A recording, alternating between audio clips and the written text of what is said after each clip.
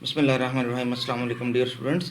आज के जो है लेक्चर्स उसमें हमने पढ़ना है रिकर्सिव डेफिनेशन जो हमने पिछले लेक्चर के अंदर कंटिन्यू किया था, और साथ में रेगुलर एक्सप्रेशन इंशाल्लाह ताला आज हम शुरू करेंगे, बल्कि काफ़ी हद तक हम इसको कंप्लीट भी कर लेंगे ताकि हम अगले लेक्चर से फाइनाइट ऑटोमेटा को डिस्कस कर सकें। ठीक है, और उससे अगले लेक्चर में इंशाल्लाह हम ट्रांजिशन ग्राफ्स पढ़ेंगे, और जब ये तीनों टॉपिक्स हो जाएंगे तो रेगुलर एक्सप्रेशन, ट्रांजिशन ग्राफ्स और फाइनाइट ऑटोमेटा यानी डीएफए, इसके बाद इंशाल्लाह हम पढ़ेंगे क्लीन थ्योरम, और क्लीन थ्योरम को डिस्कस करने के बाद एनएफए एमटी एनएफए और एनएफए एमटी पढ़ेंगे, और उसके बाद इंशाल्लाह ताला ये हमारी रेगुलर लैंग्वेजेस वाला टॉपिक पूरा हो जाएगा। फिर हम नॉन रेगुलर लैंग्वेजेस की तरफ जाएंगे, ठीक है, जिसके लिए हम पुश डाउन ऑटोमेटास बनाएंगे, लेकिन उससे पहले हम ग्रामर के एक पोर्शन को अच्छा खासा स्टडी करेंगे, जिसमें रेगुलर ग्रामर्स भी होंगी और नॉन रेगुलर ग्रामर्स भी होंगी। इसके अलावा लीनियर बाउंडेड ऑटोमेटा होगा, और एट द एंड हम जाएंगे पोस्ट मशीन, और दरमियान में मूर और मिले मशीन भी पढ़ेंगे क्योंकि उसमें आउटपुट है, और साथ में जो है पोस्ट मशीन के साथ साथ Turing machine, the most important topic दिन से निकल गया था, तो वहाँ तक हम जाएंगे। तो ये हमारा कोर्स का फ्लो होगा इंशाल्लाह ताला, जिसको हम फॉलो करेंगे थ्रू आउट द कोर्स। तो आज का जो टॉपिक है वो है हमारा रिकर्सिव डेफिनेशन की कंटिन्यूएशन। देखिए, रिकर्सिव डेफिनेशन को सबसे पहले तो आपको यह समझना है बच्चों के रिकर्सिव डेफिनेशन क्यों कहते हैं, ठीक है। और दूसरी चीज़ जो आपको इसमें समझनी है वो ये कि इसकी वर्किंग कैसे है, ठीक है। हमने सेट्स को मुख्तलिफ तरह से डिफ़ाइन किया, उनमें एक रिकर्सिव डेफिनेशन थी। रिकर्सिव डेफिनेशन में हमने कहा कि जो बेस एलिमेंट्स हैं हम वहाँ से शुरू करेंगे। बेस एलिमेंट्स या बेसिक वर्ड्स वो होते हैं जिनकी बेस पे बाकी सारे वर्ड्स बन सकते हैं, ठीक है। और फिर हम कहते हैं कि भाई तीसरी लाइन कि हम ये डिक्लेयर करते हैं कि जो ऊपर वाले दो स्टेप्स के अंदर जो भी वर्ड्स बने हैं उनके अलावा और कोई वर्ड नहीं बन रहा। तो आप चूँकि प्रोग्रामिंग और एल्गोरिथम वाले माहौल के आदी हैं, तो आपको इस तरह ये डेफिनेशन शायद उस तरह से आपको रिलेट ना कर रहे हों, ठीक है। तो इसके लिए जो है मैं आपको इंशाल्लाह ताला एक एग्जांपल में कम से कम इसको आपके एल्गोज और जो आपकी प्रोग्रामिंग है उससे रिलेट करूँगा, ताकि आपको ये समझ आ जाए पहला कि ये रिकर्सिव है तो इसको रिकर्सिव क्यों कहा गया है, दूसरा इसकी वर्किंग क्यों होगी, ठीक है। अच्छा, 3 स्टेप्स हैं। पहला स्टेप रिपीट किया देता हूँ, basic words that are specified in the language. इससे मुराद क्या है ये अगली स्लाइड में इंशाल्लाह समझ में आ जाएगा। Rules for constructing more words are defined in the language, ये दूसरे स्टेप के अंदर होता है, और तीसरा स्टेप तो आप समझे कॉपी पेस्ट है। अब लैंग्वेज है पैलिंड्रोम, और आपको कहा गया है कि आप इसकी रिकर्सिव डेफिनेशन दें। पैलिंड्रोम होता क्या है? देखिए, पैलिंड्रोम हमने कहा था ये वो वर्ड्स हैं जिनको अगर हम रिवर्स कर दें तो वो स्ट्रिंग सेम रहे, ठीक है। जैसे 101 को रिवर्स इसका क्या है, 101 ही है, ठीक है। 010 का रिवर्स क्या है, यही है। 00 का रिवर्स भी 00 है, और सिंपल 1 का रिवर्स तो वैसे भी 1 है, ठीक है। तो हमारे पास जब अल्फ़ाबेट सेट के अंदर दो ही कैरेक्टर्स हैं ए और बी, तो हम शुरू कैसे कर सकते हैं, यानी कौन से ऐसे वर्ड्स होंगे इस लैंग्वेज में पैलिंड्रोम में जिनसे हम स्टार्ट कर सकते हैं और उन्हीं की बेस पे बाकी सब वर्ड्स बना सकते हैं। पहले तो आपको ये आइडेंटिफाई करना है। तो सपोज़ हम कहते हैं कि जी एम्प्टी स्ट्रिंग सबसे बुनियादी स्ट्रिंग होता है, यानी पावर सेट के अंदर अगर हम सारे सेट्स को शामिल करना चाहें तो पहला सेट कौन सा होता है, पहला सबसेट वो एम्प्टी सेट होता है, ठीक है। तो नल स्ट्रिंग एक ऐसा स्ट्रिंग है जिसको रिवर्स करें तो वो नल इज़ नल, तो उसमें फ़र्क नहीं पड़ता है, तो इट इज़ अ पैलिंड्रोम, ठीक है। तो नल स्ट्रिंग भी एक पैलिंड्रोम होता है। इसी तरह अगर हम सिंगल एक ही करैक्टर को कंसिडर करें ए, तो A is also a palindrome. क्यों? इसको आप रिवर्स में रीड करें या जिस तरह भी रीड करें इट्स द सेम, ठीक है। इस तरह सिंपल बी भी, ठीक है। ये बी क्यों क्या हो गया, ठीक है। सिंपल बी भी ऐसा है कि उसको आप रिवर्स में रीड करें तो इट्स ओनली वन एलिमेंट, तो आप इसको फॉरवर्ड रीड करें या backward it will be the same, ठीक है। It will be palindrome. अच्छा, ये तो थे ज़ीरो लेंथ पैलिंड्रोम, और ये दोनों एम्प्टी स्ट्रिंग, और ए और बी जो हैं ये हैं 1 लेंथ पैलिंड्रोम। 2 लेंथ के पैलिंड्रोम भी हो सकते हैं। तो 2 लेंथ के पैलिंड्रोम हमने अगर बनाने हो तो हम किस तरह से बनाएंगे, ठीक है। देखें, पैलिंड्रोम वो होता है जिसका रिवर्स सेम वही हो, इसको बार बार ध्यान में रखिएगा। अब आपको इसकी मैं वर्किंग समझा देता हूँ। देखिए नल स्ट्रिंग है, ये 3 एलिमेंट पहले हमने कर दिए डिक्लेयर, उसके बाद हम इन तीनों के ऊपर एक ऑपरेशन परफॉर्म करने जा रहे हैं। वो क्या कि इन तीनों के लेफ़्ट और राइट के ऊपर हम ए को कॉन्केटिनेट कर रहे हैं। तो ए है, इसके लेफ़्ट पे अगर हम ए लगाएं और राइट के पर भी ए लगाएं तो क्या बन जाएगा 3 A's। बी है, इसके लेफ़्ट पे एक ए अपेंड लगाएं और राइट पे भी एक ए अपेंड करें तो क्या बन जाएगा ABA। नल स्ट्रिंग है, तो नल स्ट्रिंग के राइट पे एक ए लगाएं और इसके लेफ़्ट पे और फिर इसके राइट पे एक ए लगाएं तो it will become double A. जब नल स्ट्रिंग की हैसियत उस वक्त है जब तक वो एक अकेली एंटिटी है। अगर ये यानी it can not be a part of word, ठीक है, क्योंकि null means there are no characters, तो जीरो करेक्टर है यहाँ पे। तो अगर इसके लेफ्ट और राइट पे एक करेक्टर लगा दिया तो ये खुद ही वैनिश हो जाएगा, it will become A, it will not become A lambda A, ठीक है। तो अब हमारे पास क्या हो गए, 3 और पैलिंड्रोम्स आ चुके हैं। जो पहले पैलिंड्रोम थे उनके लेफ्ट और राइट के ऊपर हमने क्या लगाया है ए, तो हमारे पास 3 नए पैलिंड्रोम्स बन गए। अच्छा, अगर उसी के लेफ्ट और राइट पे हम लगाते हैं B, for example it will become BAB, ठीक है, तो ये भी पैलिंड्रोम है, it will become 3B's BBB, ये भी पैलिंड्रोम है। और अगर ये है नल स्ट्रिंग तो इसके लेफ्ट और राइट पे एक बी लगाएं तो इट विल बिकम बी। तो देखें ये भी पैलिंड्रोम है। ये हम लेफ्ट और राइट पे एक ही करेक्टर क्यों लगा रहे हैं कि ताकि जब हम इसको रिवर्स में रीड करें तो फ़र्क ना आए। दिस इज़ ए, इसके लेफ्ट पे एक बी लगाया, राइट पे बी लगाया, इसलिए तो इसको अगर हम रिवर्स में रीड करें तो फ़र्क नहीं आएगा। अच्छा, अब देखें लेंथ 0 से आपने इसी फार्मूला की मदद से लेंथ 2 के जो पैलिंड्रोम्स थे वो आपने बना लिए, और लेंथ 1 से आपने क्या बना लिया, लेंथ 3 के। अच्छा, अब अगर यही स्टेप रिकर्सिवली इनके ऊपर लगाया जाएगा, लेंथ 2 और लेंथ 3 के ऊपर, तो देखिए यहाँ पे लेंथ 4 के पैलिंड्रोम्स बनना शुरू हो जाएंगे और यहाँ पे लेंथ 5 के पैलिंड्रोम्स बनना शुरू हो जाएंगे, ठीक है। और इस तरह अगर इनके ऊपर रिकर्सिवली लगाया रहे तो लेंथ 6 और लेंथ 7 के पैलिंड्रोम बनना शुरू हो जाएंगे। तो नल स्ट्रिंग से स्टार्ट करते हुए लेफ्ट और राइट पे अगर हम करेक्टर्स को ऐड कर रहे हैं एक जैसे, तो हमारे पास इवन लेंथ के पैलिंड्रोम्स बनते हैं, ठीक है। और अगर सिंगल करेक्टर के लेफ्ट और राइट के ऊपर हम पैलिंड्रोम्स को बिल्ड करना शुरू करें तो हमारे पास ऑड लेंथ के पैलिंड्रोम्स बनते हैं, लेकिन फार्मूला सेम है। आपने इनिशियली एम्प्टी ए और बी को इंक्लूड किया पैलिंड्रोम्स के सेट में, और फिर पैलिंड्रोम के सेट में जो कुछ था रिकर्सिवली बार बार उस पर यह फार्मूला अप्लाई किया। फार्मूला क्या था कि पैलिंड्रोम के सेट के अंदर जो कुछ भी है उसके उस हर एक एलिमेंट के लेफ़्ट और राइट के ऊपर ए, और अगर हम दूसरी दफ़ा बी लगा दें तो हमारे पास नए पैलिंड्रोम्स बन जाते हैं। यही जो वर्किंग मैंने की है इसको हमें रिकर्सिवली लिखना है बस। तो ये है, अगर आप इसको एल्गोस के पॉइंट ऑफ व्यू से देखें तो initially there is a set जिसके अंदर सिर्फ 3 एलिमेंट्स हैं, एम्प्टी ए और बी, ये आप डिक्लेयर करते हैं स्टेप नंबर 1 में।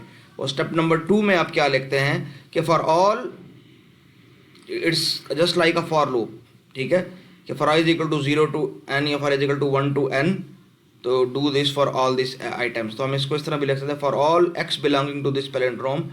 तो आपने करना क्या है कि वो जो भी एलिमेंट्स हैं, चाहे वो एम्प्टी है, ए है या बी है, suppose that is x denote कर रहा है किसी भी एलिमेंट को, ठीक है, तो उसके लेफ्ट और राइट पे एक ए को कॉन्केटिनेट करके एक एलिमेंट नया बना लेंगे, और इसी तरह बी को लेफ्ट और राइट पे कॉन्केटिनेट करके एक नया एलिमेंट हम बना लेंगे। तो इनिशियली 3 एलिमेंट थे, तो हमारे पास इससे 2 इसके लिए, 2 इसके लिए और 2 इसके लिए टोटल 6 एलिमेंट्स नए बन जाएंगे, जो हमने यहाँ पे 1 2 3 4 5 6 3 A's और BAB ABA 3 B's 2 A's and then 2 B's, ये 6 एलिमेंट हमने बनाए। अगले स्टेप में ये मज़ीद बन जाएंगे, और अगले स्टेप में इसको अगर हम बारी बारी करते जाएं, ठीक है, तो ये मज़ीद बन जाएंगे। इनको भी हमने इस सेट के अंदर ऐड कर लिया, बिकॉज सेट के अंदर ऐड करने का मतलब यह है कि it becomes a part of this language, ठीक है। तो इस तरह हम इस डेफिनेशन से इस लैंग्वेज के सारे स्ट्रिंग्स को, सारे वर्ड्स को जनरेट कर सकते हैं। कोई भी वर्ड ऐसा नहीं है जो अगर आपको दिया जाए तो उसको हम इसके ज़रिए कंस्ट्रक्ट ना कर पाएँ इन दो रूल्स के ज़रिए, ठीक है।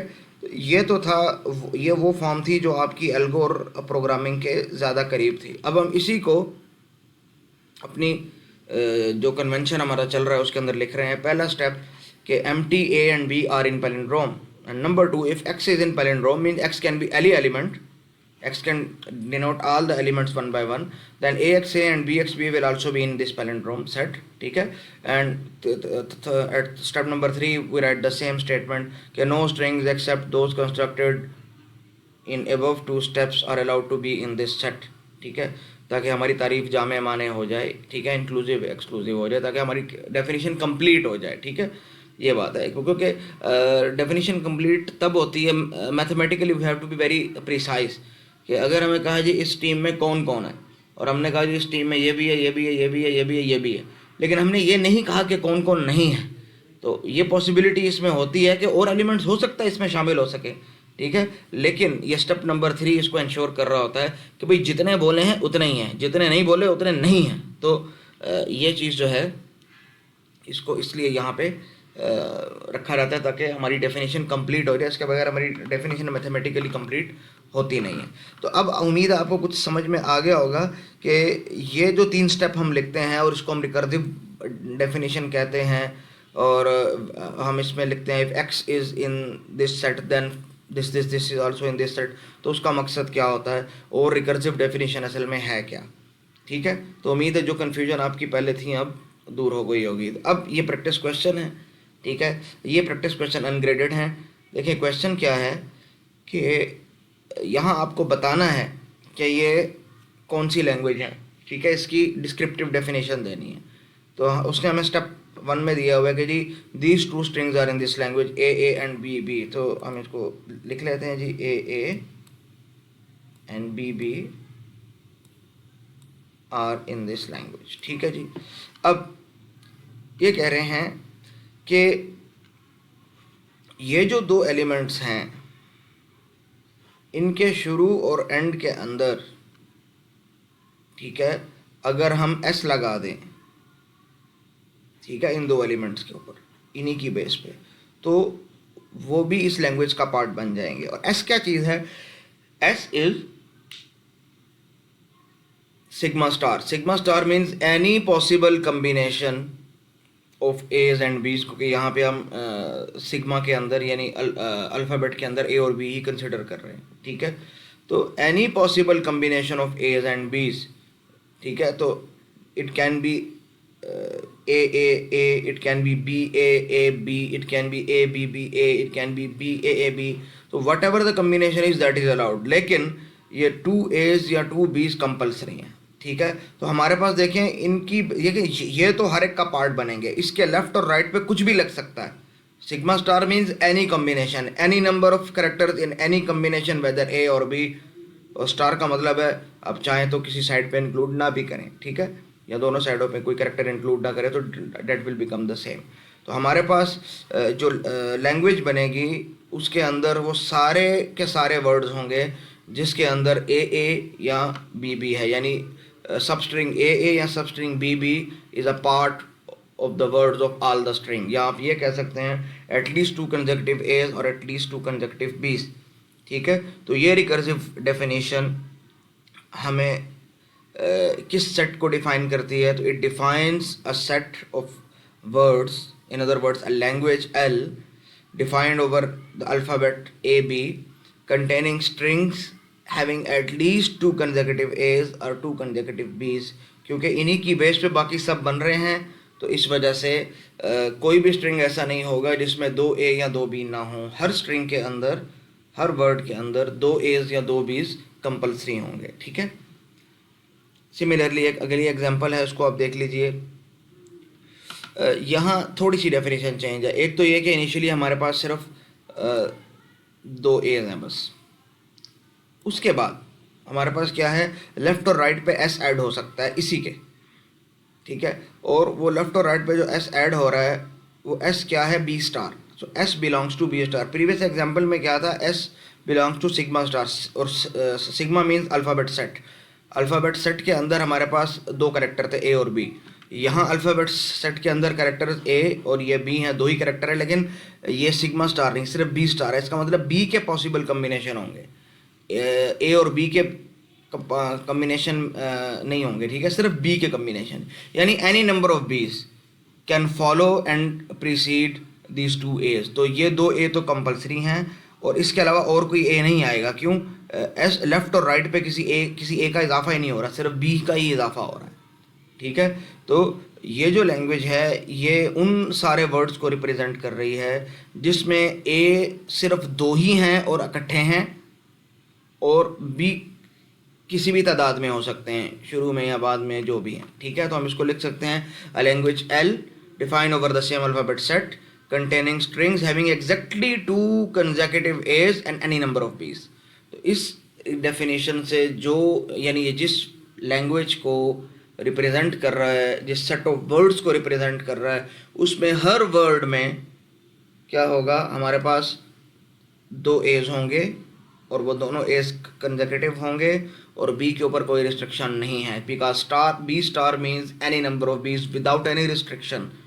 There may be 1000, there may be 2 crore bees, there may be only 1 bee, and there may be none, ठीक है, at either side of this double A, either left or right, ठीक है।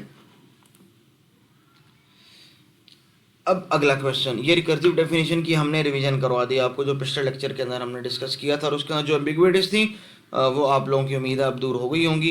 अगर still there is something that you want to learn, और कोई चीज़ अभी भी थोड़ी सी कंफ्यूजिंग है, तो आप इसको रिवाइंड करके दोबारा से सुनिए, फिर रिवाइंड करके दोबारा से सुनिए। फिर भी समझ नहीं आता, आप बेखौफ होके जो है उसको ग्रुप में डिस्कस करें, एक दूसरे को आंसर करें, ठीक है। मैं ऑब्ज़र्व कर रहा हूँ इसको, और फिर मैं देखूँगा जब स्टूडेंट स्टक हो गए तो इंशाल्लाह ताला मैं आपकी इस्लाह कर दूँगा जिस हद तक मुमकिन होगी इंशाल्लाह ताला, ठीक है। तो आप जो है एक्टिवली पार्टिसिपेट करें इसके अंदर। अब अगला क्वेश्चन, एक और लैंग्वेज की आपको जो है वो रेगुलर रिकर्सिव डेफिनेशन देनी है, और वो क्या है जी, रेगुलर एक्सप्रेशंस की जो लैंग्वेज है उसकी रिकर्सिव डेफिनेशन हमें दे दें। देखें, अगर आपको मैं कहूँ कि what is the definition of natural number, तो आप मुझे बता सकते हैं, because you already know what is a natural number और व्हाट नेचुरल नंबर्स आर। लेकिन अगर आपको ये पता ही नहीं होगा कि कोई लैंग्वेज असल में है क्या, तो आप उसकी डेफिनेशन कैसे देंगे। तो अव्वल तो आपको पहले समझना है कि वो लैंग्वेज क्या है। तो सबसे पहला स्टेप है कि व्हाट आर रेगुलर एक्सप्रेशंस। उसके बाद हम देखेंगे कि रेगुलर एक्सप्रेशंस हमने अगर जनरेट करनी हो, या उसके सेट में ऑल पॉसिबल रेगुलर एक्सप्रेशन अगर हमने किसी रूल्स के ज़रिए बनानी हो, तो वो रूल्स हमारे पास क्या है, वो हम स्टेप नंबर 1 और 2 के अंदर बता देंगे, जैसे हम रिकर्सिव डेफिनेशन के अंदर बताते हैं बच्चों। लेकिन अभी तो ये कि रेगुलर एक्सप्रेशन है क्या। अच्छा, अचंभे की बात यह है कि ये रेगुलर एक्सप्रेशन आप लोगों ने यूज़ की है, ठीक है। कैसे यूज़ की है, अभी हमने कहा B star means any possible combination of B, तो B star is a regular expression, ठीक है। तो रेगुलर एक्सप्रेशन वो फार्मूला होता है असल में जिसके ज़रिए आप वर्ड्स को जनरेट कर सकते हो।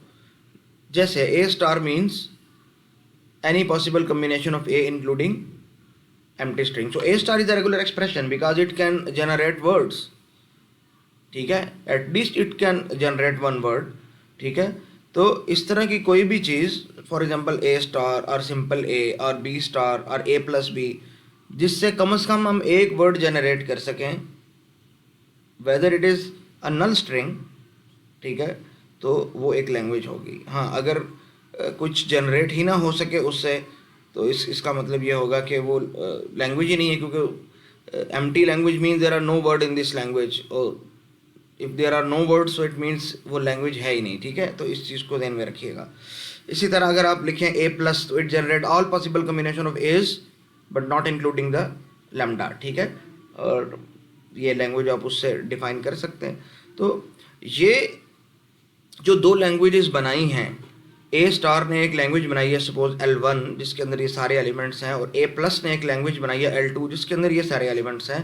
तो ये दो जो जिस तरह हम रिकर्सिव डेफिनेशन के ज़रिए लैंग्वेजेस को बिल्ड कर सकते हैं, इसी तरह हम रेगुलर एक्सप्रेशन के ज़रिए भी लैंग्वेज को बिल्ड कर सकते हैं। रेगुलर एक्सप्रेशन सेट की रिप्रेजेंटेशन का एक मुस्तकिल मेथड है, ठीक है। So for languages L1 and L2, A star and A+ are the regular expressions. क्यों? ये रेगुलर एक्सप्रेशन इन सारे एलिमेंट्स का एक फार्मूला है, ठीक है, उसका पैटर्न है, ठीक है, कि इसके अंदर ये जो सारे एलिमेंट्स L2 के अंदर हैं, A+ उसका पैटर्न है। तो because A+ means single A और 2 A's और 3 A और 4 A और एनी नंबर ऑफ A's, तो it represent all these elements, ठीक है, ये ठीक है। अच्छा, L2 को आप एक और तरीके से भी जनरेट कर सकते हैं। तो ये याद रखिए, किसी भी लैंग्वेज की रेगुलर एक्सप्रेशन यूनिक होना ज़रूरी नहीं है, ठीक है। फॉर एग्जांपल, जिस तरह set of numbers from 1 to 5 को आप ये भी लिख सकते हैं set of natural number from 1 to 5 या set of whole number from 1 to 5। तो एक ही चीज़ को आप कई दुरुस्त तरीक़ों से डिफ़ाइन कर सकते हैं। तो इसीलिए सेट L2 जो है, इसको आप A स्टार से भी डिफ़ाइन कर सकते हैं। A स्टार मीन्स कि एक A तो कंपलसरी है, उसके बाद, क्योंकि देखिए इन सब में एक A कंपलसरी है, ये एक A कंपलसरी है, उसके बाद you can have any number of A's because A star means even empty. तो अगर एम्प्टी है तो सिंपल A, ठीक है, और अगर एम्प्टी नहीं है, एक A स्टार जनरेट करता है तो इट बिकम 2 A's, 3 करता है तो 3, 4 करता है तो 4। तो ये सारे का सारा सेट जिस तरह A+ से जनरेट हो सकता है, तो A स्टार से भी जनरेट हो सकता है। और अगर आप इसको A स्टार A लिखना चाहें तो तब भी कोई फ़र्क नहीं है। A star means there is nothing in the beginning and there is an A at the end. तो आप आखिरी वाले A को ये वाला A कंसिडर कर लें इन सब में से, और A स्टार का मतलब any thing that comes before this, ठीक है ना। तो A स्टार और A star A in this case it is the same, ठीक है। तो ये इतना बड़ा मसला नहीं है। और आप रेगुलर एक्सप्रेशन को कंबाइन भी कर सकते हैं, जैसे आप लिख सकते हैं A+, ये A+B लिख सकते हैं, ठीक है। A star plus B star लिख सकते हैं, तो A.B लिख सकते हैं, A star dot B star लिख सकते हैं, और सिंपल A स्टार या A+ तो आप लिख ही सकते हैं जैसा आपने लिखा। तो ये सारे ऑपरेशन इसमें चलते हैं, यानी और ऑपरेशन भी चलता है, एंड मीन कॉन्कैटिनेशन ऑपरेशन भी चलता है, क्लीन स्टार भी चलता है, और क्लीन प्लस ऑपरेशन भी चलता है। देखो ये वाला प्लस और ये वाला प्लस फ़र्क है। ये वाला प्लस नॉर्मल प्लस है और यूनियन के लिए आता है, और ये वाला प्लस जो कि सुपरस्क्रिप्ट की फॉर्म में लिखा जाता है, इसको क्लीन प्लस या सिंपल प्लस ऑपरेशन भी कभी कभी रेफर कर दिया जाता है, ठीक है। तो अब हमारे पास रिकर्सिव डेफिनेशन क्या हो सकती है, ठीक है, किसी भी लैंग्वेज की। तो देखें, अल्फ़ाबेट सेट के अंदर सपोज अगर हमारे पास A और B है,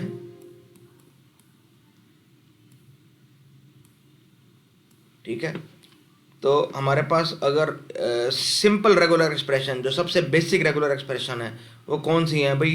empty. Empty is a regular expression जिससे स्ट्रिंग कौन सा बनता है? एम्प्टी बनता है, बस और कोई नहीं बनता।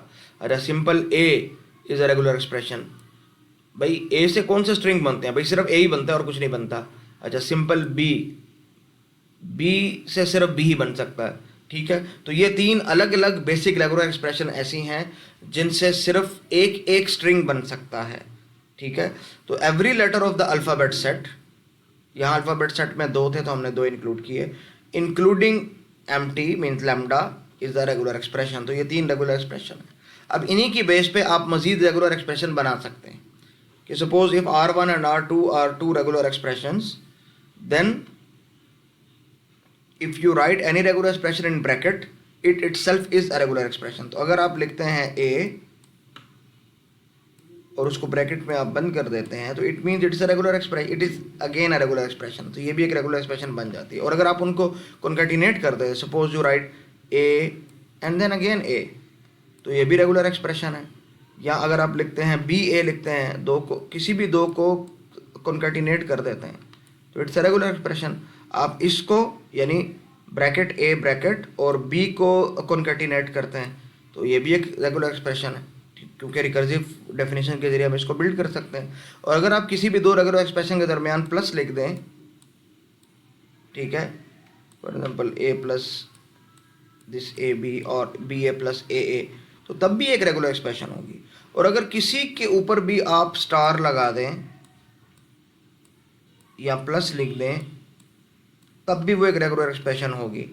वो देखें, ये एक रेगुलर एक्सप्रेशन है, अगर आप इसके गिर्द ब्रैकेट लगा दें तो ये एक रेगुलर एक्सप्रेशन, अब भी ये एक नई रेगुलर एक्सप्रेशन बन गई। इस रेगुलर एक्सप्रेशन के ऊपर अगर आप स्टार लगा दें तो ये एक नई रेगुलर एक्सप्रेशन बन गई। इस रेगुलर एक्सप्रेशन को आप बी से कॉन्कैटिनेट कर दें तो आपके पास एक और नई रेगुलर एक्सप्रेशन बन गई। तो आप इन रूल्स के ज़रिए सारी की सारी रेगुलर एक्सप्रेशंस को बिल्ड कर सकते हैं, ठीक है। तो रेगुलर एक्सप्रेशन एक अलग तरीका है लैंग्वेजेस को रिप्रेजेंट करने का, और जितनी भी पॉसिबल रेगुलर एक्सप्रेशन लिखी जा सकती हैं उनको आप इस रिकर्सिव डेफिनेशन के ज़रिए आप उसको बिल्ड कर सकते हो, आप उसको कंस्ट्रक्ट कर सकते हो, ठीक है। तो फॉर्मल लैंग्वेजेस की डेफिनेशन में हमने 5 तरीके पढ़ लिए लैंग्वेज को डिफाइन करने के। कौन सा पढ़ा हमने तरीका? हमने पढ़ा जी सबसे पहले set builder notation, descriptive form और टेबुलर फॉर्म। ये वो तीनों फॉर्म्स हैं जो आप पहले मैट्रिक एफएससी या ए लेवल ओ लेवल के अंदर पढ़ चुके हैं।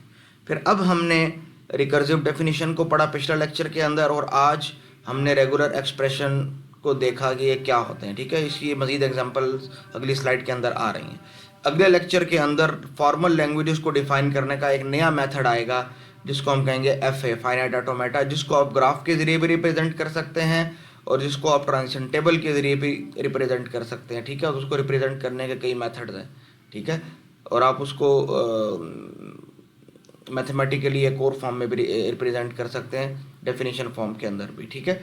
और इसके अलावा ट्रांजिशन ग्राफ्स हैं, एनएफए एमटी है, ये सारे लैंग्वेजेस को डिफ़ाइन करने के मेथड्स हैं, और ये हम आगे जाएंगे ट्यूरिंग मशीन तक। तो ये सारे के सारे हम असल में इसमें पढ़ेंगे क्या, समझे, सेट थ्योरी में सिर्फ एक टॉपिक पढ़ना है ऑटोमेटा के अंदर। वो क्या कि हम लैंग्वेज को डिफ़ाइन कैसे करेंगे, हम लैंग्वेज किसी भी लैंग्वेज को मुख्तलिफ फॉर्म के अंदर डिफ़ाइन कर सकते हैं। तो वो कौन कौन सी फॉर्म्स हैं और लैंग्वेज की टाइप के ऊपर कि हम उसको किस फॉर्म, क्योंकि जाहिर बात है हर लैंग्वेज हर फॉर्म में डिफ़ाइन नहीं हो सकती। नॉन रेगुलर लैंग्वेजेस जो हैं वो आप उनकी रेगुलर एक्सप्रेशन नहीं बना सकते, ठीक है। तो वो चीज़ें खैर आगे चल के इंशाल्लाह ताला आपको समझ में आ जाएंगी, ठीक है। अब हम वापस आते हैं अपने रेगुलर एक्सप्रेशन की तरफ, क्योंकि हमने रेगुलर एक्सप्रेशन को देखना है और आज इसी को हमने कवर करना है। देखो, consider a language that is empty 1x 2x 3 and then up to infinity, ठीक है। और अल्फ़ाबेट सेट में एक ही एलिमेंट है, ठीक है। तो हमें पता है हम इसको क्या लिख सकते हैं, it is x star. X star means any possible combination of x including empty string, आप उसको एक्स स्टार के तौर पे लिख सकते हो। और अगर आप चाहो तो उसको सिग्मा स्टार भी लिख सकते हो। क्यों? क्योंकि सिग्मा में यहाँ एक ही एलिमेंट है। तो here sigma star and X star, इस फॉर्म में लिखते हो एक्स स्टार को या इस फॉर्म में लिखते हो क्लीन स्टार को, it is just the same, ठीक है। तो it will define this language. तो ये एक रेगुलर एक्सप्रेशन बन जाएगी, ठीक है। इसी तरह अगर आपके पास ये सेट है जिसके अंदर एम्प्टी नहीं है तो आप उसको एक्स प्लस के तौर पे लिख सकते हैं। अब हम एक आगे बढ़ते हैं थोड़ा सा, ठीक है। Consider another language L consisting of all possible strings defined over A B, ठीक है भाई। इस अल्फ़ाबेट सेट से जितने भी स्ट्रिंग बन सकते हैं वो सारे के सारे, यानी empty B, single A B, single B B, 2 A's 2 B's B, combination of A B's B, जैसे A B A, B A B B A B, A B A B A B B B, कोई भी possible combination, जो भी combination आप सोच सकते हैं वो है all possible strings, all possible combination of A's and B's, जिसको हम सिग्मा स्टार भी लिख सकते हैं, ठीक है। तो sigma star means all possible combination of A's and B's. तो चूंकि सिग्मा के अंदर अभी एलिमेंट कितने हैं, 2, तो आप इसको इस फॉर्म में भी लिख सकते हैं, because sigma means this set A B. तो sigma star means A B set whole star, it is just the same. लेकिन ये रेगुलर एक्सप्रेशन नहीं है। रेगुलर एक्सप्रेशन में हम ये ब्रैकेट इस्तेमाल नहीं करते, हम पैरेंथेसिस इस्तेमाल करते हैं, ठीक है भाई। ए या बी के सारे पॉसिबल कम्बिनेशन और दरमियान में हम सिंबल लगाते हैं प्लस का। प्लस मीन्स और, भाई ए और, या ए हो सकता है या बी हो सकता है, या इन दोनों को मिला के कोई भी possible combination star indicates that including empty, ठीक है। तो ये सारे के सारे हम इसको डिनोट कर सकते हैं भाई ये वाली चीज़ और ये वाली चीज़ सेम है, लेकिन रेगुलर एक्सप्रेशन इसमें हम इसको कहेंगे, क्योंकि रेगुलर एक्सप्रेशन की डेफिनेशन में हमने देखा कि पैरेंथेसिस हैं और ये ब्रेसेस नहीं है, ठीक है। और रेगुलर एक्सप्रेशन के अंदर जो है वो अल्फ़ाबेट सेट में से एलिमेंट्स आ रहे होते हैं, खुद अल्फ़ाबेट सेट काउंट नहीं हो रहा होता। ये और बात है कि sigma star is considered a+b whole star in this case, तो it is just the same, ठीक है। तो ये हमारे पास रेगुलर एक्सप्रेशन होगी, ठीक है।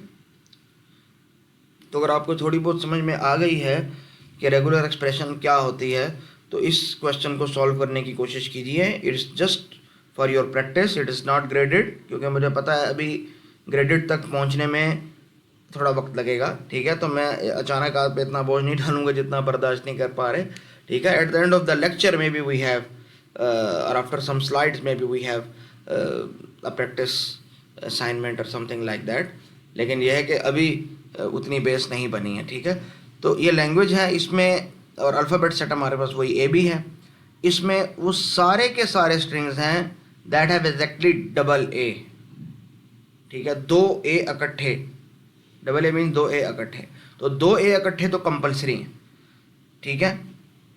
और एग्जैक्टली डबल ए का मतलब है कि ए हैं भी, डबल है और सिर्फ डबल है। Exactly double A means only 2 A's, अब एज और मज़ीद नहीं ऐड हो सकते, ठीक है। ए इस लैंग्वेज के हर स्ट्रिंग के अंदर, हर वर्ड के अंदर 2 एज हैं, कंपलसरी हैं, एडजेसेंट हैं, ठीक है, और 2 से ज़्यादा नहीं है।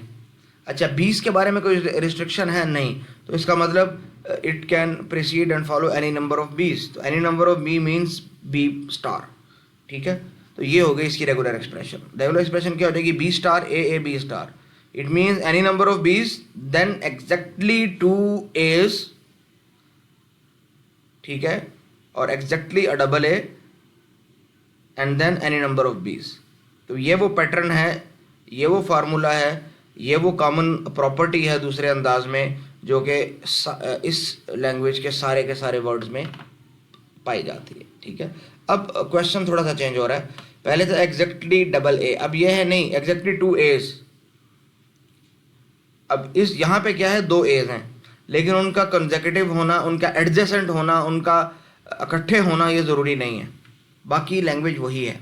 तो 2 एज हैं, हाँ, इसके शुरू में there may be any number of बीज और there may be any number of B's at the end of these 2 A's, लेकिन दरमियान में भी इनके एनी नंबर ऑफ बीज हो सकते हैं, ठीक है, ठीक है। इसमें और पहले में फ़र्क यह था, वो उसमें 2 एज इकट्ठे आने चाहिए थे, exactly a double A, double A means 2 ए इकट्ठे। यहाँ क्या एग्जैक्टली 2 एज, ये नहीं, अब ये रिस्ट्रिक्शन नहीं है कि उनके दरमियान कोई गैप हो, यानी कोई और करेक्टर होगा या नहीं होगा। जब कोई रिस्ट्रिक्शन नहीं है तो हम भी उसको बहुत विदाउट एनी रिस्ट्रिक्शन उसको हम जो है कंसिडर करेंगे, ठीक है ना। तो it will become B star A B star A B star, ठीक है। अब यहाँ पे क्या, a language L of strings of even length defined over this. Even length का मतलब ये है कि even numbers are 0 2 4 6 8 10 up to infinity. तो स्ट्रिंग की लेंथ या 0 होगी या 2 होगी या 4 होगी या 6 होगी या 8, समथिंग लाइक दैट। तो अगर हम शुरू करें, स्ट्रिंग की लेंथ है 2, ठीक है। तो स्ट्रिंग की लेंथ 2 का मतलब ये है कि पहला एलिमेंट ए या बी में से कोई हो सकता है और दूसरा एलिमेंट भी ए या बी में से कोई हो जाएगा, तो स्ट्रिंग की लेंथ हो जाएगी 2। अगर मैं इस पे स्टार अप्लाई कर दूं होल के ऊपर, तो इसका मतलब 2 का कोई भी पॉसिबल कम्बिनेशन, यानी यानी इट मे बी एम्प्टी, तो एम्प्टी को कर देगा जनरेट। अब यहाँ से एक ए या बी में से कुछ आ जाएगा, सपोज ए, और यहाँ से क्या आ जाएगा, सपोज ए, तो बन जाएगा डबल ए। और यहाँ से अगर बी आता तो बन जाता ए बी, और अगर यहाँ से हम ए और बी में से बी को कंसिडर करते हो, इट वाज बी, और इधर से 2 पॉसिबिलिटीज बी ए और बी बी, ठीक है। तो ए प्लस बी से लेंथ 2 के ये 4 पॉसिबल वर्ड्स ही बन सकते थे, ठीक है। अब इन 4 पॉसिबल वर्ड्स का whole star means this thing कि इन चारों का कोई भी पॉसिबल कम्बिनेशन इंक्लूडिंग एम्प्टी, अगर एम्प्टी है तो स्ट्रिंग जनरेट होगा नल, ठीक है। और अगर इनका कम्बिनेशन ऐसा है सिंगल सिंगल तो it will become A, it will become B A, it will become B B, और it will become what is left A B, ठीक है। और अगर पॉसिबल कम्बिनेशन में तो any number of A A's, A B's, B A's या B A's हो सकते हैं, ठीक है, बी बीज। तो लेकिन जो भी इनका कम्बिनेशन होगा ये इवन लेंथ का ही होगा। क्यों? उसकी वजह यह है कि रिपीट तो यही पैटर्न हो रहा है और ये इवन जनरेट करता है। तो यहाँ ये कुछ जनरेट नहीं करेगा, एम्प्टी मीन्स नल।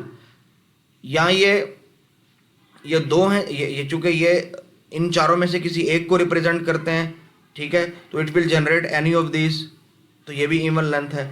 या इन्हीं के कम्बिनेशन, इन्हीं चारों के कम्बिनेशन, ठीक है, तो इवन नंबर के कम्बिनेशन भी इवन ही होते हैं, इसीलिए ये इवन लेंथ ही जनरेट होगी, इससे ऑड लेंथ जनरेट नहीं हो सकती, ठीक है। अगर ऑड लेंथ का कहा जाए तो देखें सेम वही इवन के साथ अगर हम एक ए या एक बी ऐड कर दें चाहे शुरू में या बाद में, तो that will become odd length. तो ये बिल्कुल आसान था, ठीक है। ऑड स्टार्ट्स फ्रॉम ज़ीरो, तो उसके साथ अगर आप शुरू में या बाद में ए या बी में से कुछ भी ऐड कर दें, या शुरू में या बाद में एक ए या एक बी, तो its length will become odd, क्योंकि इवन के अंदर वन प्लस यानी एक इवन लेंथ के स्ट्रिंग में एक स्ट्रिंग या एक करेक्टर का इजाफा करने से वो ऑड लेंथ का स्ट्रिंग बन जाता है, ठीक है। ये टॉपिक बहुत मैथमेटिकल है और इस पर अच्छी खासी प्रैक्टिस चाहिए आप लोगों को बच्चों। इस लेक्चर को दो दफ़ा सुनने की ज़रूरत है आपको, ठीक है, कम से कम, और इन एग्जांपल्स को भी दो दफ़ा करने की ज़रूरत है। अब एक टास्क है बच्चों आप लोगों के लिए, ठीक है, इसको आप लोग कर लीजिए। Consider a language defined over alphabet set A B और वर्ड्स एंडिंग इन बी, और अगला है नॉट एंडिंग इन ए। तो देखो एंडिंग इन बी और नॉट एंडिंग इन ए में फ़र्क है कि नहीं, इस तरह की मैंने आपको एक क्लास टास्क दी हुई है इससे मिलती जुलती, ठीक है, पहली क्लास टास्क के अंदर, पहली या दूसरी क्लास टास्क में। तो अगर उधर आपने कोई गलती की है तो अब यहाँ पे ना करना। अच्छा, अगर हमने पहले एक बात की थी कि एक ही लैंग्वेज को कई तरीके से डिफाइन किया जा सकता है, तो इससे कोई फ़र्क नहीं पड़ता है। तो इसका मतलब एक ही लैंग्वेज की कई रेगुलर एक्सप्रेशन भी हो सकती हैं, जैसे कि हमने यहाँ पे किया कि ये दोनों एक ही रेगुलर एक्सप्रेशन है, यानी रेगुलर एक्सप्रेशन तो अलग अलग है लेकिन एक ही लैंग्वेज को डिनोट कर रहे हैं, ठीक है। तो इसका मतलब ये दोनों इक्विवेलेंट रेगुलर एक्सप्रेशंस हैं।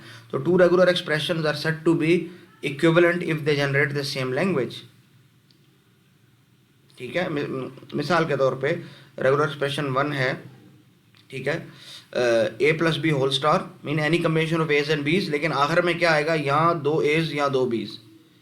उसको आप अलग अलग लिखना चाहें तो ए प्लस बी होल स्टार के आखिर में या ए आएगा, या ए प्लस बी होल स्टार के आखिर में बी बी आएगा, तो इट्स जस्ट द सेम।